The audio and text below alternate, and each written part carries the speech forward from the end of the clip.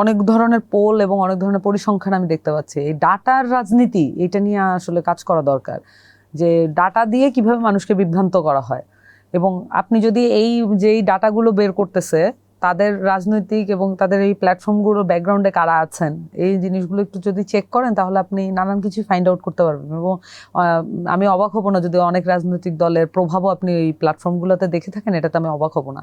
এবং তারা ক্রমাগত এই ডাটাগুলোর মধ্যে একটা জিনিস আমি কমন পাচ্ছি, বিষয়টা হচ্ছে এখানে আমি দেখতে পাচ্ছি যে আওয়ামী লীগের ভোট বাড়ছে, এটা তারা দেখাতে চেষ্টা করছেন। তা এটা কি সন্দেহজনক না যে আওয়ামী লীগ একটা ফ্যাসিস্ট পতিত শক্তি, একটা পরাজিত দল, একটা সন্ত্রাসী সংগঠন, তাদের ভোট বাড়ছে, এই জিনিসটা মানুষের মধ্যে ছড়িয়ে দেওয়ার যে চেষ্টা, এটা কি মানে ডাটা দিয়ে আমাদেরকে শুধুমাত্র পরিসংখ্যান বেস তো আমরা আসলে রাজনীতিকে দেখি না, রাজনীতি তো মাঠের বিষয়।